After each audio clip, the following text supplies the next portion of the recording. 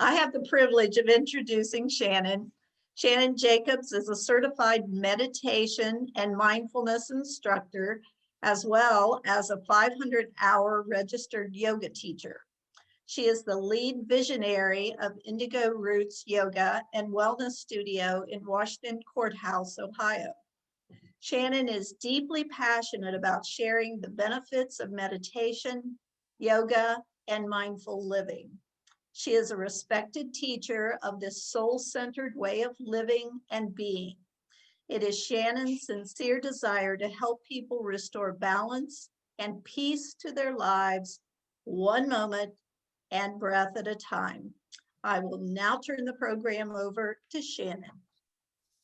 Thank you, Linda, for that very nice introduction. Thank you for that.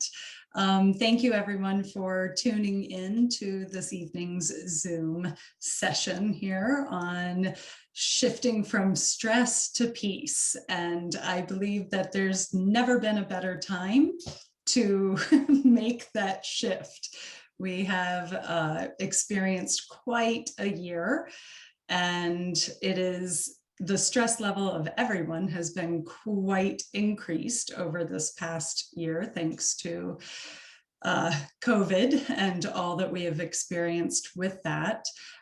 So we are going to talk about how our bodies handle stress and different practical ways that we can shift from that stress mode into what we call peace mode. So if everyone is comfortable with this, although I guess I'm on the speaker view, but just think to yourselves, how many of you feel that you experience stress at least once a month? If you're comfortable, you can show it by raise of hands if you want, but at least once a month. And then how many of you show or feel that you experience stress at least once a week? We're going to keep going here. How about once a day at least? And then how many of you feel that you experience stress multiple times a day? Yeah, we still have way too many hands raised, but I am included in that. It is natural for us to experience stress. It's how we cope with it that really makes a difference in our lives. So one of the things that I teach most often at my yoga studio is how to breathe, because during the practice of yoga, we use intentional breath. So it is a part of our yogic routines that we do. And breath work is one of those things that is just amazingly transformative. So if you can learn how to breathe, you can change your life and you can really begin to shift from that stress mode to the peace mode. So we're going to do a couple of different breathing exercises here in just a moment. But I just want to explain to you, and maybe some of you are familiar with this, but how our central nervous systems work. Don't worry, it's not a science lesson. I won't go too in depth, but we have two modes of operation from which we operate. One of them being the sympathetic nervous system. And the sympathetic nervous system is your stress response. It's your fight or flight mode. And we all know that, because that's every time we feel stress, that's what's being triggered, is that stress response, the sympathetic nervous system. So this is the nervous system, or the part of our nervous system that's responsible for helping us to avoid danger. If a small child runs out in front of you while you're driving, you don't have to think about slamming on the brakes. It just, your body instinctually does it. So it's a very good thing. We need it to survive. But if we don't learn how to shift out of stress mode, then we're living in a constant state of stress. And that is where all of our health issues can come into play. Stress is the #1 cause of most of the major medical issues that we experience today. So How do you shift from that sympathetic, stress mode into your parasympathetic, which is your peace mode? So I always remember it as S equals stress and P equals peace. So peace mode is when we are in that rest and digest phase of our nervous system. It's when you feel calm and relaxed or at ease. So it's very important for us to begin to maintain a normal level, or it will never be constant, but we really would like for that peace mode to be up here and the stress mode to be down here. And only using the stress mode when we really truly need it, such as in an emergency situation. So when we keep doing our breathing techniques, that actually helps to shift your sympathetic nervous system over to your parasympathetic nervous system. It's amazing. So just by intentionally breathing, you can make that shift. And people ask me all the time, they're like, but it's just breathing. How is that going to help me? Just try it, especially if you can try it sometime when you are beginning to feel stressed. I don't know about you, but when I was growing up, or even in my adult years, if there's an emergency situation or if you're very stressed, one of the first things people will tell you is take a deep breath. And that's actually very ancient wisdom. We instinctually know that taking a deep breath will help to calm our nervous system. It helps to calm us down. So we're going to try some deep breathing. Everyone can join in. So the first breathing technique that I'm going to teach you is just what we call the yogic 3-part breath. And this kind of breathing is just a full, deep, full-bodied breath. So I'm going to actually back up here a little bit so you can see me a little bit more. But I want you to place your hands on your belly. And as you breathe in, we're going to breathe in through the nose. And so you take a deep breath in and let the abdomen expand with your air. And then as you breathe out, the abdomen will gently contract. This can be opposite of what you're used to. Usually when we think of a deep breath, we think of the chest expanding and contracting. What we're doing here is focusing on that deeper belly breath.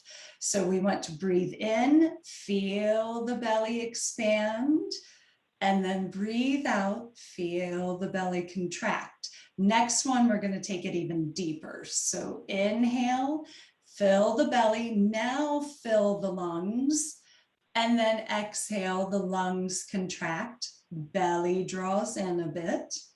Next one, even deeper, inhale, belly expands, rib cage expands all the way up to the clavicles. And now exhale, clavicles drop down, rib cage draws in, belly contracts.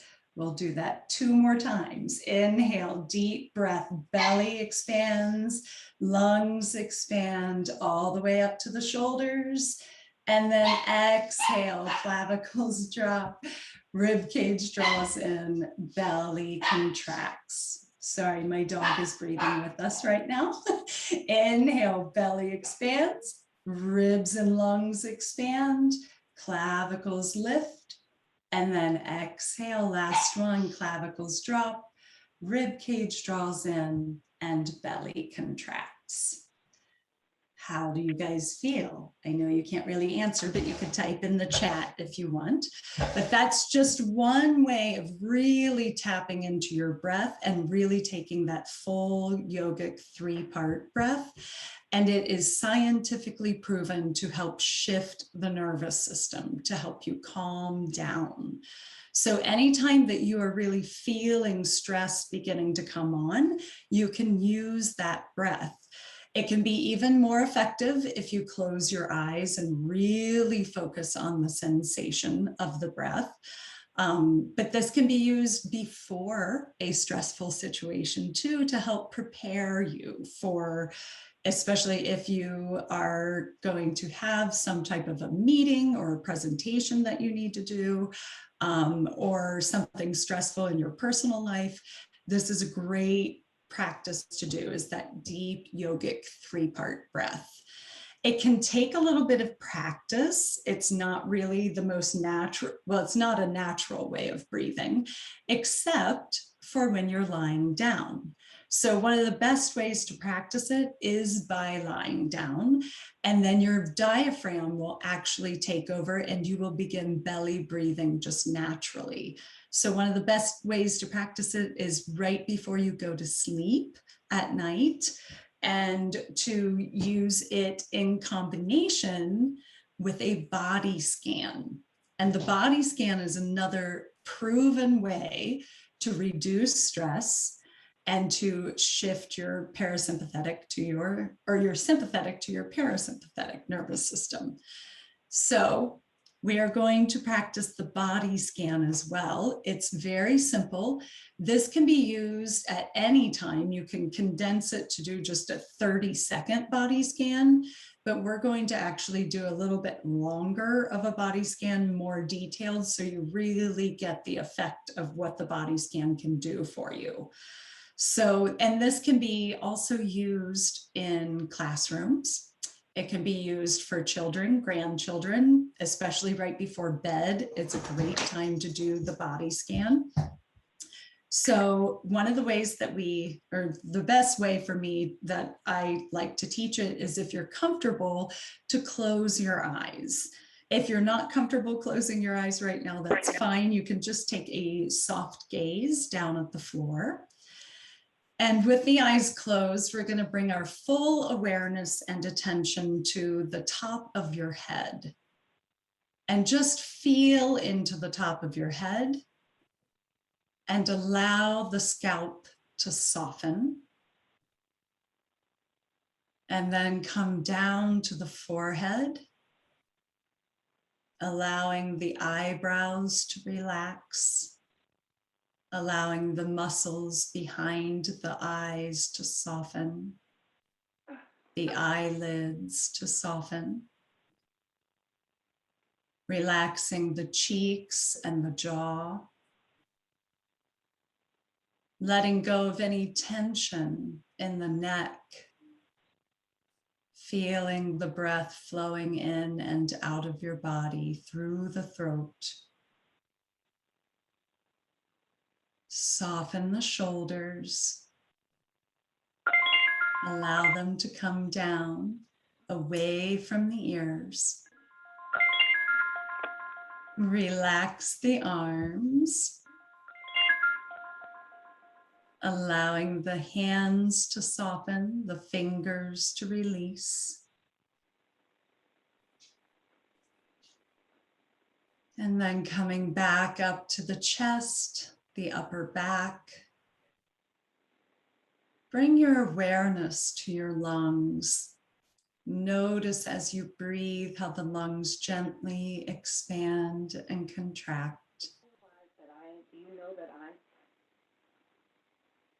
And then soften the belly, the low back. Come into the pelvis, releasing tension from the hips. Relaxing thighs, knees, lower legs, ankles, and feet. Even relaxing the toes. Allowing your entire body now to be at ease. And just feel your breath as it gently flows in and out of the body.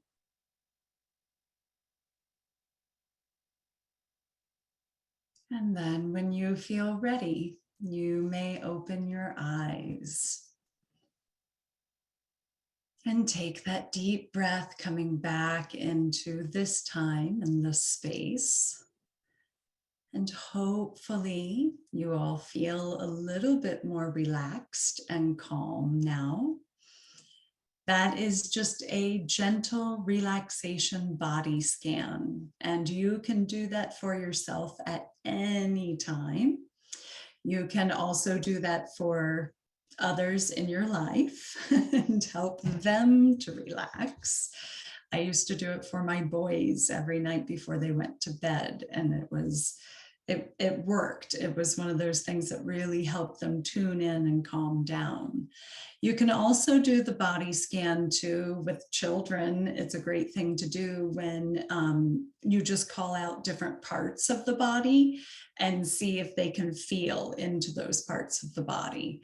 And that's an awesome game to play with kids. They love that. So that is our body scan. We've done the 3-part breath. One of the other things that is renowned for helping people to come into the present moment. So mindfulness is coming into the present moment and being fully aware of what is happening around you with a non-judgmental attention.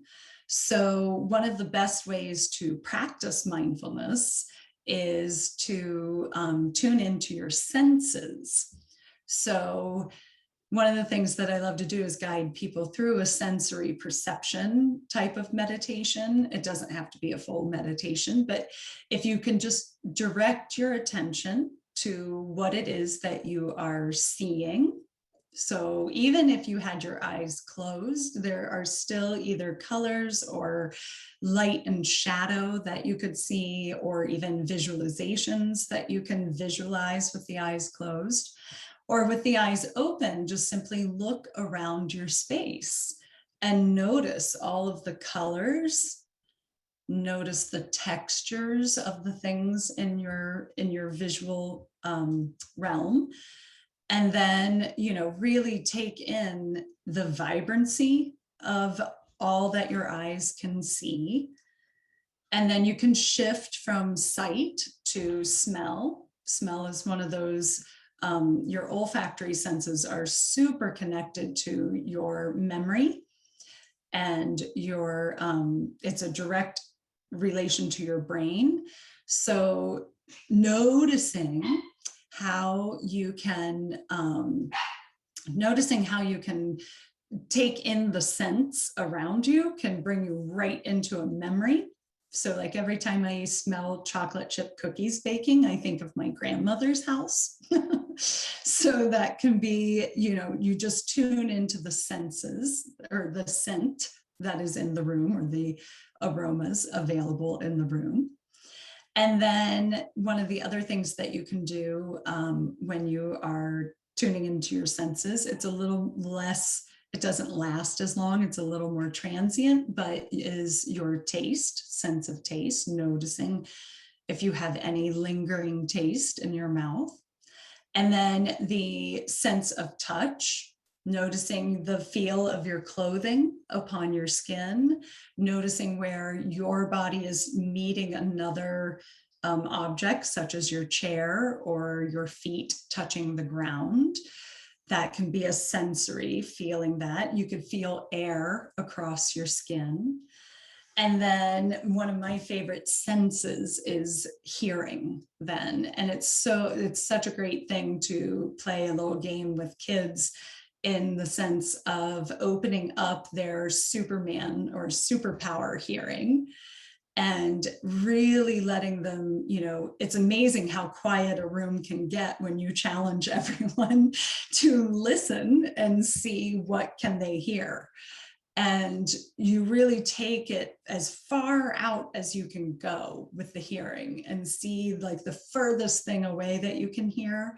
And then notice, can you even hear things that are inside of your body?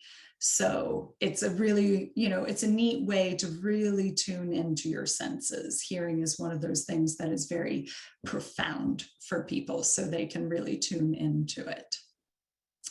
So sensory perception is another way to practice mindfulness, and mindfulness is proven, those mindfulness techniques, to help reduce our stress.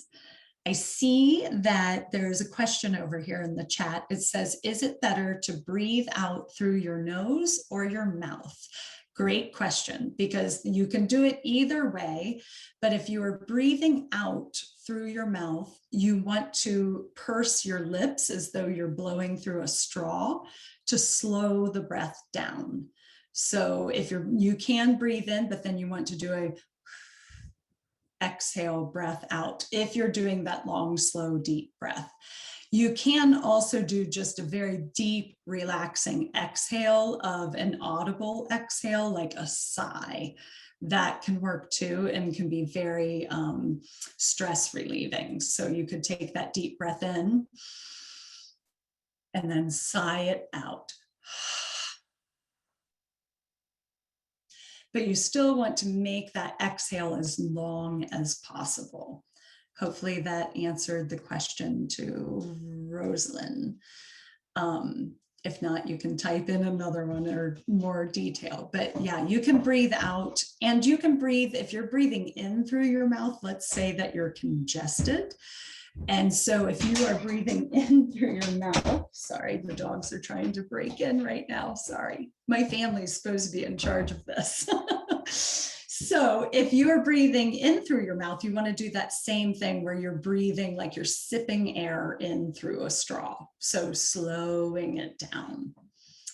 Okay, so those are a couple of the exercises that I was talking about. I just want to, another breathing technique that you can use that can be kind of fun is the Sweet 16 breath. And the Sweet 16 breath is real, or it's also known as box breathing.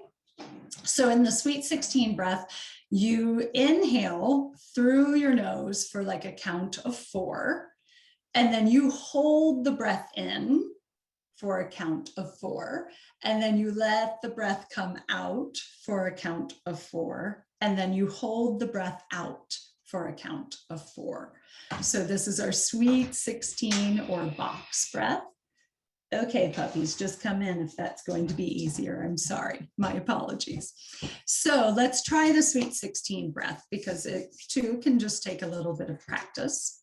So we go inhale, 2, 3, 4, hold, 2, 3, 4, exhale, 2, 3, 4, hold, 2, 3, 4. Again, in breath, 2, 3, 4, hold, 2, 3, 4, exhale, 2, 3, 4, hold, 2, 3, 4. So that is just an easy to remember Sweet 16. You don't have to use the box imagery, but that can be helpful, especially if you're using it with kids. It can be very helpful to use that box image or the breath of the box breath. So that's one other thing that we can use. I always use also, I like to do to relieve stress, I practice yoga. Any kind of movement where you are using your body to expand on an in-breath and then contract on an out-breath, that too helps to relieve the body of stress. So it can be as simple as you opening your arms wide on an in-breath and then just closing the hands together on an out-breath, and just doing that inhale, big deep breath in, and then exhale, closing in. Now, granted, if you're in public, you might not want to be doing this, but if you're in a space where you can, or even if you're in the classroom still and you are teaching kids, it's a great way to get them to calm down, is to like have everyone stand up, and we're going to inhale, stretch really big, and then exhale, go down and touch the ground, and then inhale, come all the way up, and exhale, touch the ground. You don't have to be a yoga teacher to be able to use the breath and movement. Just be creative. But just the rule of thumb is every time that you're breathing in, do an expansive, like a growing outward gesture. And as you breathe out, you're going to be pulling in or contracting the body in some way. So that helps it to really tune into the breath and tune into your body. Because the more that we're familiar with our bodies, the more that we know and can recognize our stress levels, know when we're beginning to feel stress, then we can start to take these little steps to help us de-stress. So that movement, intentional movement, is a really good way to do it. Another thing that I use all the time is positive affirmations. So it could be something as simple as I am grounded and calm, and just repeat it to yourself. It is recommended that you repeat an affirmation 7 times. And by repeating it 7 times, it will solidify into your brain. So I use affirmations quite a lot. I also use intentions to set the tone for my day. So when I first wake up in the morning, my practice is really about, as soon as I open my eyes, as soon as I wake up, I take some deep, slow breaths, and then I set the intention for the day. So the intention may be, today I am as present as I can be, and I communicate with love. That could be your intention. It's just something that helps you to really, set the tone for your day. So you're starting the day off right.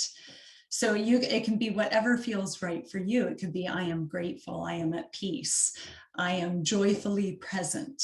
It could be all kinds of things. Make it personal for yourself, but make sure that you're making the intention in the positive rather than the negative. It really works much better if you phrase the intention in the positive. So instead of saying, I will not be distracted today, say, I will be present and aware today. So going for the positive affirmation instead of what you don't want to have happen, go for what you do want to have happen. And that can be magic in your day. It can really help you to pull that in for yourself. You're calling it to you, whatever it is that you're wanting for yourself in that day. So the affirmations are a great thing. Another thing that I have found that shifts our perception most quickly is gratitude. There is no greater transformative practice than gratitude. It truly has the ability to change your whole perspective and perception of life. So when I am working with gratitude, I like to keep a gratitude journal. And so a gratitude journal can be simply a notebook that you keep around. Either I like to do it before I go to bed at night, so I keep a little journal on my nightstand. And then every night I just write in it like 3 things usually that really spoke to me that day. So 3 things for which I am grateful for that happened that day.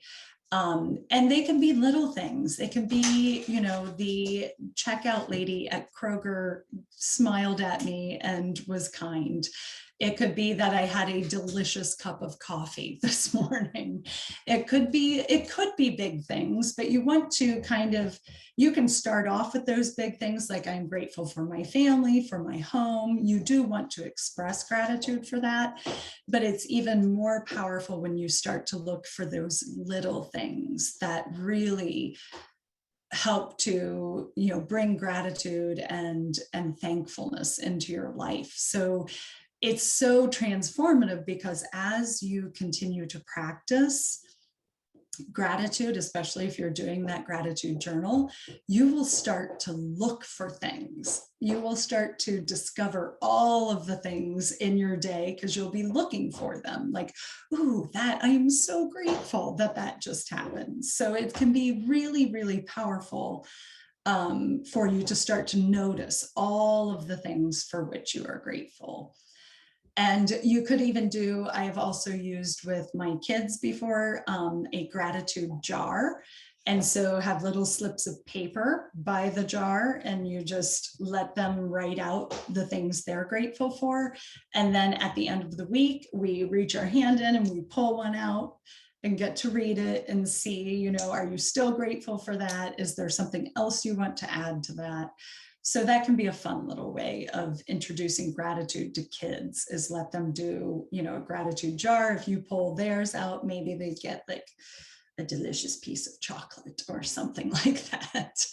So that's another method of shifting your perspective and from stress to peace. Because when you are holding gratitude within your heart, you don't have room for stress. It's, you know, you're focusing on everything that's going well and good in your life rather than focusing on the things that are stressing you out or that are wrong.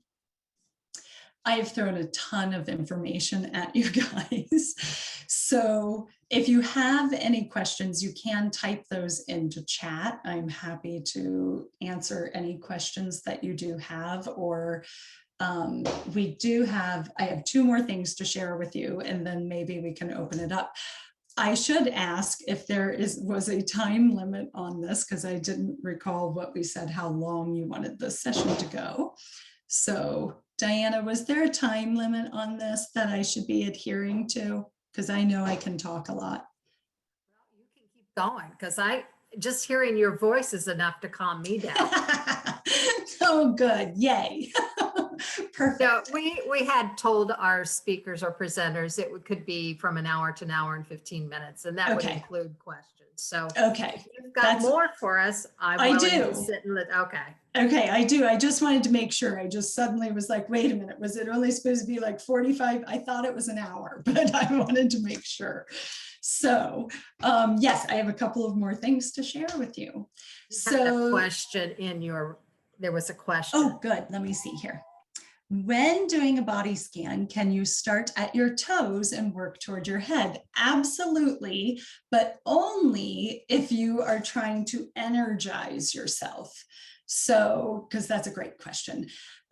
It works best if you're trying to calm yourself down, even just in that phrase, calm yourself down. You want to work from the top of the head all the way down to the toes.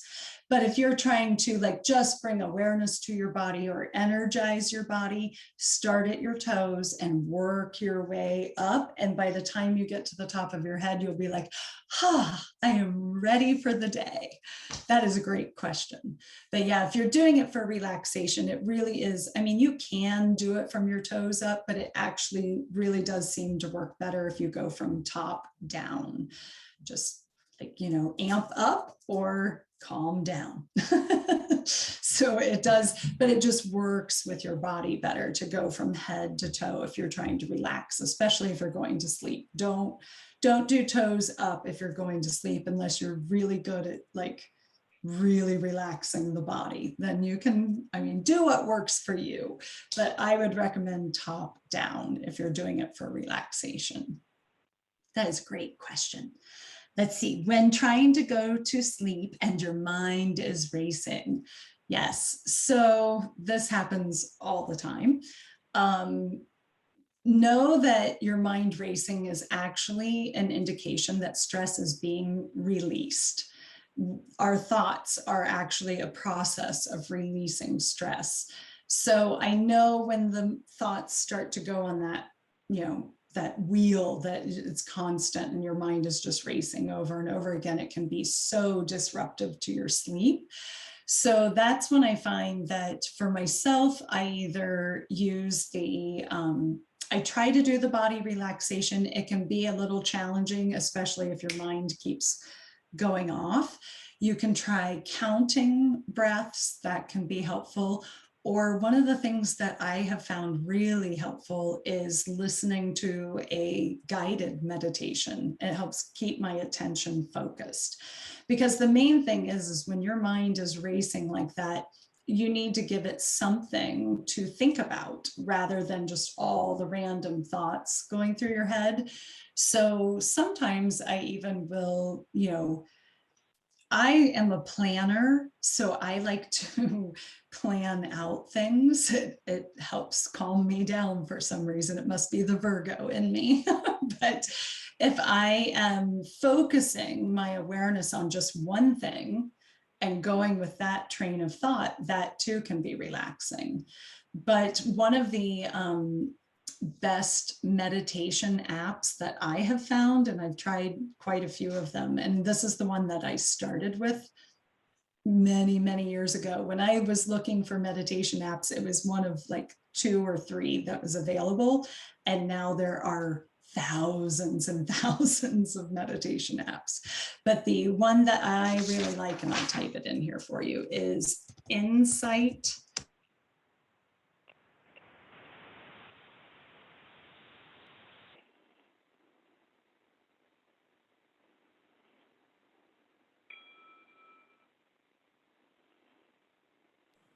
We've lost Shannon, we have lost your voice. Sorry, I tapped the wrong Okay. thing. I'm back, I hope.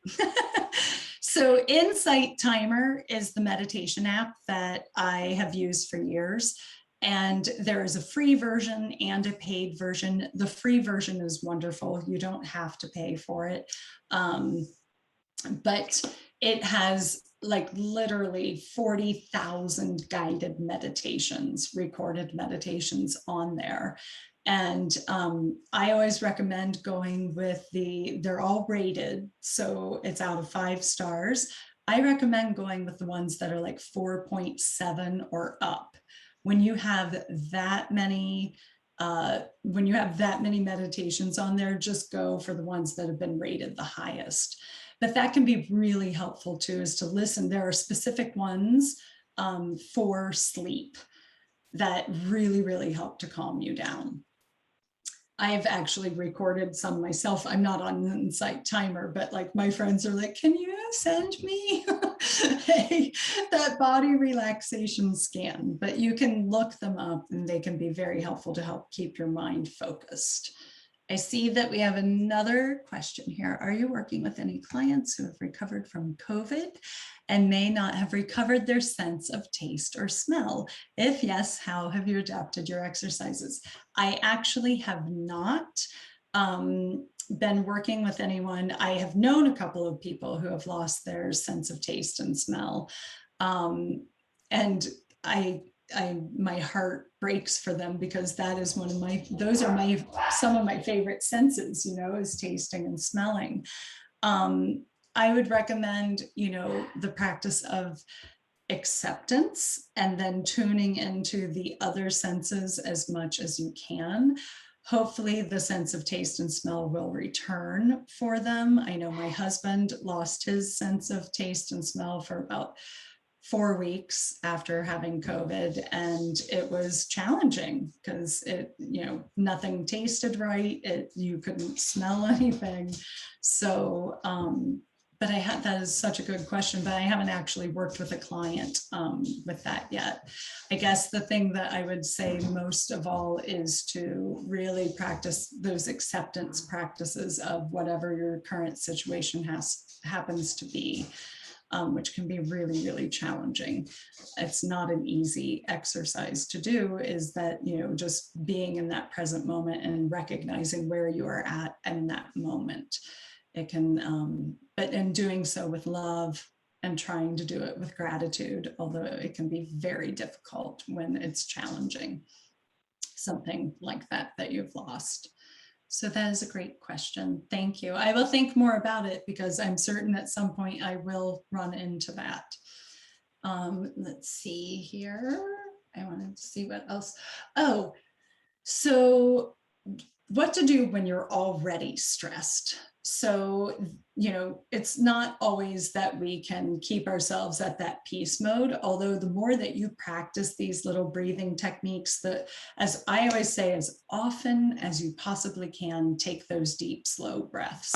As often as you think of it, practice it, because it does help to clear out. And my teacher always used the analogy of a glass top coffee table. And so stress is like the dust. You don't really notice that the stress is accumulating until something happens. Like, so until you pick the vase up off of the coffee table, you don't notice how much dust is there or how much stress is there. So doing practices like yoga, meditation, these breathing techniques that we're talking about, all of those help to wipe that table clean. They help you to start from a very baseline of peace and being clear and not too heavy. So the more that you can practice those, the easier it is for you to jump right back into the peace mode if you get thrown off. And you will. We all get thrown into stress. That just happens. But these kinds of practices help you to really begin to respond to stress rather than react. That's the difference. So, when you are more in your grounded, calm, rest and digest phase, when something stressful occurs, you're able to just see it, to recognize it, to become aware, and then respond to the stress rather than that gut reaction, stressed out mode. So that is, that's one of the things. But so what do you do once you're already in that stressed out mode? We call it when your lid has flipped. I always like to teach kids this analogy of their brain, that this is their brain. This is their amygdala. The thumb it tucks in here. That's the stress response. The amygdala, sorry, I don't know if you can see that. Amygdala is the thing that reacts to stress. And then your fingers wrap down just like your prefrontal cortex then. So when you become really stressed, it can disengage. Your prefrontal cortex is no longer in charge. It's actually your amygdala has taken over. And so now you're in, I have flipped my lid mode. I am fully stressed out. And one of the best ways to get the lid to come back down, to re-engage the prefrontal cortex, is to distract yourself or to do some type of activity to release all of the chemicals and the adrenaline, the cortisol, everything that gets released when our stress mode is active or when we flipped our lid. One of the best things you can do is actually physical exercise. So because it's what we do. It's either fight or flight. Either way, you want to use up those chemicals. So I always suggest if you can do jumping jacks, or I don't know, something, you can do something physical, wall push-ups, something, just dance. Dancing is a great way to get it out. Now, granted, if you are in public, again, you might be looked at in a strange way, and that's okay. But you want to do something physical. You could take a quick brisk walk. That can help work too, to use up those chemicals that have been dumped in your system from the stress response. So, when you flip your lid, another thing, like when kids flip their lids, we've all been there with a 2-year-old that has just totally flipped their lid in the grocery store, screaming huge entire fit. And really the only thing you can do is pick them up and change the situation. You've got to distract them because you're basically redirecting the attention. It's hard to do it for yourself, but if you're working with kids, you can sometimes redirect, and it's best if you can do it outside. That's another point I meant to make tonight, and I don't have it written down, but nature is like one of the best things, one of the best things that you can do to relieve stress. Even just gazing out of a window can reduce stress levels. Nature is it's magical in the sense that it allows us to be reconnected with the earth, basically, which is what we are so disconnected right now from our our natural settings. We spend so much time inside. It's really, really important that you get outside, or at least you get to gaze outside of a window or open the window, breathe in some fresh air. Nature is one of those things that it is so incredibly powerful and is very healing. There is a whole meditation technique called nature bathing, or what do they call it? It's a practice in Japan, forest bathing. So it's like where you go out into nature and you use all of your senses, like we talked about that sensory perception, using all of your senses to really open up and, oh, sorry, buddy. You open up your senses. Go on. Where is our family that's supposed to be taking care of these puppies? Can someone please take them? Thank you. So, sorry. So nature bathing is one of those things that helps to calm the nervous system as well. One of the things that I always love to do if I'm outside and I'm able, I take my shoes off and stick my feet in the dirt or in the grass. Somehow place your feet on the ground. It's something that we don't do that often anymore, being barefoot, but it has been proven that we need that connection. Our bodies, our energetic bodies, need the connection to the electromagnetic field of Earth. So there's like a whole movement called earthing, where you go barefoot everywhere you can, or you wear natural soled shoes. But it is really important to have that connection, and just being outside can do that for you. It can really help you to ground. It helps you to feel more calm. And it helps you to come back to what's really important to you. Especially, one of my favorite things to do is to go outside at night and look up at the stars. You suddenly you realize how really tiny you are and how big the universe really is, which that can be a good practice as well, to just begin to come into yourself and know yourself a little bit better, or question, who am I? That's one of the biggest questions to ask, right? Who am I? Self-inquiry. So nature is a huge thing. And gratitude. I always come back to gratitude. It is truly, truly powerful. And I think that's all I have on my list for you this evening. So if there are more questions, I'm happy to take any questions you guys have. I have a comment. Thank Yes. you. I'm Gail Shannon. You can't see me, but I can hear everyone. I'm in a teleconference. And good afternoon, and I'm really enjoying your session. I want to piggyback on the Grateful Journal that you're referring to. I Yes. have and have used, and it's worked so well for me, because I am one of these people that, I just enjoy life. Let me just say that. And when I'm feeling stressed, I just convert that to something positive thinking. Or let me give an example of what I'm talking about right now, though. I have these sticky Post-its, and I enjoy complimenting, and I've found that complimenting is a very, very stress relief, energized experience for me. And when I compliment someone, I use that sticky note and I write down what I complimented and who I complimented. And when I receive a compliment from whomever, my husband, my children, grandchildren, or whomever, a phone call, I write that compliment down upon which I've received.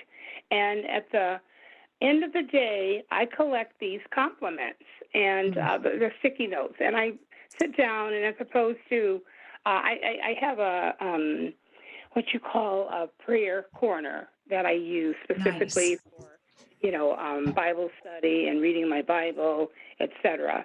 And at the end of the day, I sit and I read those compliments. somewhat as you're talking about with the journal, the Grateful Journal. And Yes. it really does help me. It helps me every day. It does. So I just wanted to share that.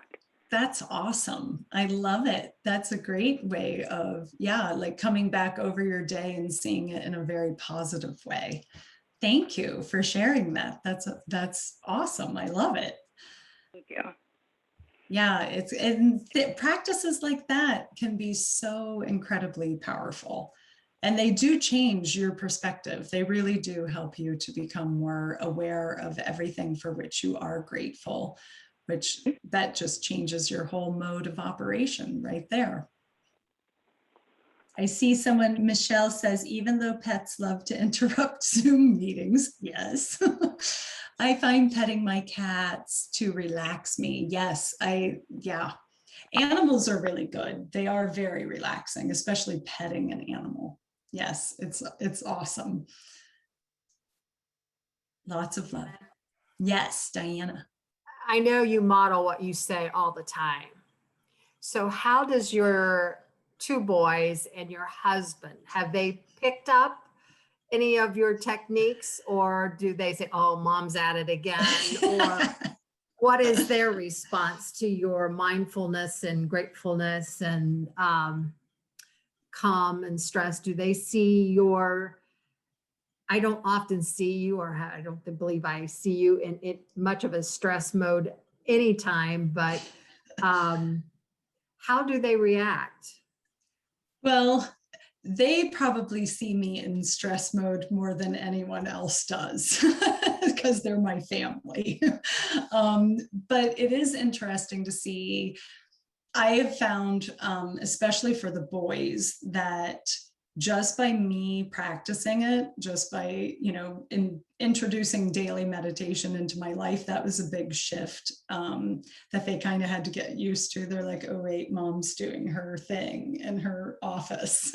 And so, but I do think that just by modeling it for them, they are taking it in. It's funny because one time Case was like, I go, why don't you just take a deep breath? He's like, I don't want to take a deep breath. I know it's going to make me feel better. And I was like, well, exactly. Good. Then you're listening. But that's, they do hear what I say. I do think sometimes, Huck has made the comment, your mindfulness woo-woo stuff that because they get, they're boys, number one, and he's 12. So that can be challenging. But I think for the most part, they do pick up on it. And I think that they actually can handle their emotions, or at least they're aware of their emotions, probably a bit more than some other children that I'm with. And I know that James, he will tell other people things that I've taught him. So I'm like, well, if he's at least sharing it, then that's a good thing. But yeah, I think that it's most important for especially parents, or if you're working with children, to be able to model it for yourself. The more calm and relaxed that you are, then they can be calm and relaxed. Or they also know that they, if they do flip their lids, they know I'm going to stay calm and relaxed. So they have that grounded foundation. And I think that's really important to help share that with them. Let's see through the stress of puppies. So thank you, Sandra. Yes, thank you guys for being patient with the puppies coming in and out. They love mommy. I'm the one that feeds them, right? But thank you guys. If there are any other questions, I'm happy to answer those. Are there any other questions? I actually was wondering, you had talked about Insight Timer as a meditation source, as an app. And I Yes. wanted to know, you had mentioned that there's also yoga out there that might be a possibility. I've always been interested in exploring that, but I didn't know if I wanted to sign up for 30 lessons at a place. And I was wondering if there are any things that would be beginner yoga type things, just to learn a little bit more about yoga in the way of an app or some social source that would be easy that I could look at before jumping. Right. There's actually now on Insight Timer, there are yoga practices on there as well. And a lot of yoga studios. Now I know that our yoga studio, we offer classes through Zoom now. So even if you aren't from around here, you could attend a class through Zoom. And we usually offer our first class is free. And then, you know, we do offer packages and stuff, but there are tons of online resources. YouTube is actually a really good resource. You just want to make sure that you're looking at ones that have been highly rated, you know, try them out first and see, you know, if they look at who's teaching them and what their training is. You want to make sure that you're actually receiving yoga instruction from someone who is certified, or who has had a lot of experience, because yoga can be, you know, it is a physical practice. So you want to make sure that you are taking in lessons or learning from someone who has had some training, that knows how the body works and what not to do, because it's more important that we don't want people to hurt themselves, right? But I would start with Insight Timer, because I know that all of their things are pretty well vetted. So I have not actually done many of their yoga practices on there, but I know that they're available on there. So I would start there, and then you could do a YouTube search as well. You can always email me or call me. I will type my email in here if you have questions further on down the road. I know sometimes we don't always think of all of our questions as we're on online. Sorry, I have a hard time. I'm a really good meditation teacher because I have a hard time doing two things at once. I'm very good at focusing just on one thing at a time. There is my email. So you're more than welcome to email me with any questions that you guys would have. Or if you have, you know, if you found something and you just want to run it by me and be like, is this a good option? I'm more than happy to help with that. Thank you. Carolyn Yes, of Kibble course. has a question. Okay, yes. Yes, I was just wondering, do you find in your classes, are there certain areas that, for example, is a lot of the stress more personally related, job related? Mm, I know right now COVID, but Yeah. are there certain areas where you really see a much more distinct level of stress that people are dealing with? Right. Well, for most of the people that I have recognized in my classes, I would say it tends to be, well, it's really more, it's a combo. You know, it depends. I also have a lot of my students are actually retired. A lot of my students are retired teachers, actually, we have a really high number of retired teachers that come to the studio. But it is, I think that it was, I would say for that group, it is more personal issues that are related to stress. But I do have some, you know, people that are in the full-fledged workforce, and it really is dependent on what their occupation is, what their job is, and if they enjoy their work or not. I've found, you know, one of the biggest, you know, inducers of stress is if you're miserable at your job and you're spending a lot of time there every week, then it's going to weigh on you. So I would say with, you know, I would say with that 20 to 40-year-old population, it's more related probably to stress or to young children. I have a lot of young moms in my classes too. So that is usually where the stress is. And then, you know, from about mid-40s and up, it seems to be more personally related. Thank you. Yeah, you're welcome. Let's see, I see Deborah says, I attended a Silver Sneakers yoga class, and during COVID, it was offered on Zoom as well as other free yoga classes, and that was relaxing for me. That's awesome. Yeah, when we were shut down, our studio got shut down last March, obviously, through the end of May.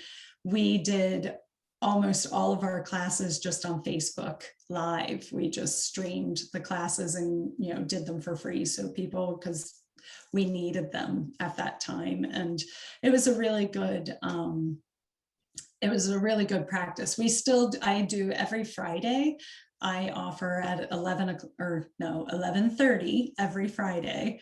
I do a free meditation that is streamed either through Zoom. I mean, the class is free, or on Facebook Live. It's on our studio webpage. So at 11:30 on Fridays, it's about a 20 to 30-minute guided meditation that we always usually focus somehow on stress relief or grounding or gratitude, you know. So we still try to do, and every now and then we'll throw out free classes too, because it's important for people to be able to have resources, you know, to navigate these very stressful times. Any other questions?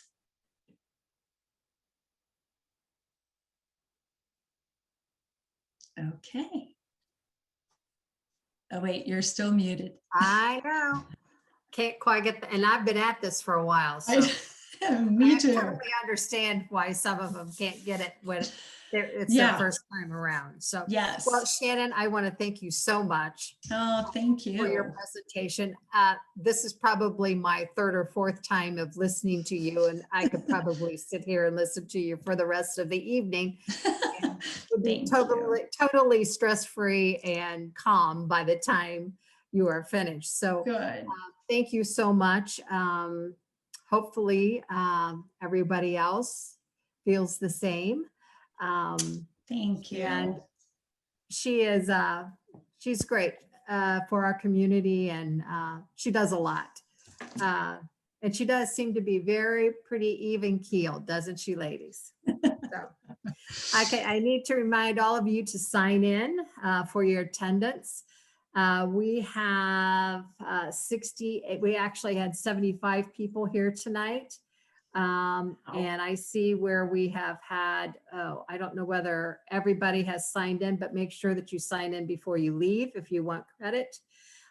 Remind all of you that a PDU credit is available for attending this session. Make sure you get your information to Linda Diltz before you leave. And there is still time to sign up for Thursday's session. It is a culturally teaching responsive environment to accommodate students' needs, which will be presented by Melody McGee. She's one of our own. She's our second VP and Educational Excellence Chairman. I think it will be very enlightening for you to come and join us. The link can be found in the e-blast that you received on Saturday. And if you can't find that in your emails, then go to our state website and you'll be able to find it there. I want to thank all of you again for attending. I am most grateful and mindful of all of you being here tonight. Thanks, everybody. Take care. Thank you, and have a good evening. everyone. Much loves. Thank you.